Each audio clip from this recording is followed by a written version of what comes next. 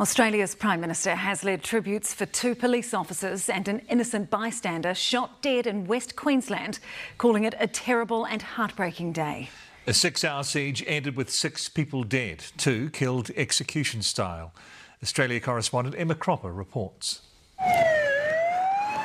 Fear and panic on the rural roads of Wyambilla.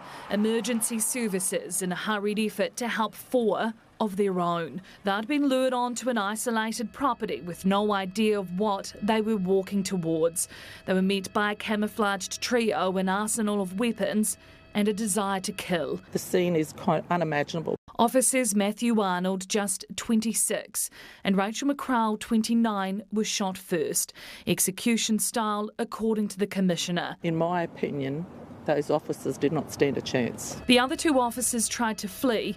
Then the killers set fire to the bush to coax out rookie Keely Brow, who was hiding in the grass. She knew if she stood up, she would be shot. She thought she was either going to be shot or she'd be burnt alive. She survived after Constable Randall ran for help. The fact that 2 got out alive is a miracle.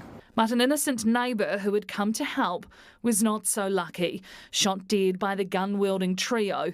Then 6 hours later, when night fell, the unnerving silence at the scene was broken by the faint sound of a fierce gunfight. We believe POI2 may be discharging rounds.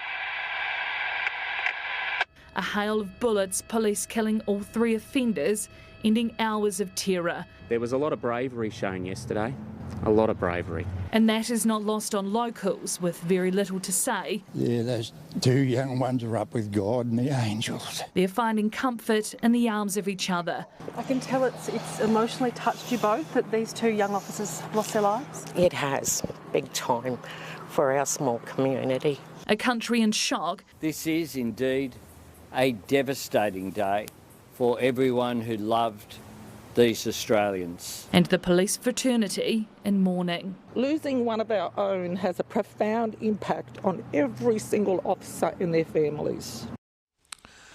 Kia ora, Emma. So what's known about the trio who shot the officers? Well, Mike, the suspected gunman at the centre of all of this is a man, Nathaniel Train. He is 46 years old. He was a former principal at a disadvantaged school who disappeared last year, and it was just a few days ago that police put out a missing persons alert for him. The reason they went onto that property was because they believed he had been staying there with his brother and his brother's wife. Now, police have said it was a very routine check, usually a very safe job to undertake, which has obviously gone horribly wrong. What happened in the past year of Nathaniel Train's life will form a very large part of this investigation as they work out not only what happened exactly yesterday afternoon, but why. Australia correspondent Emma Cropper, tēnā koe.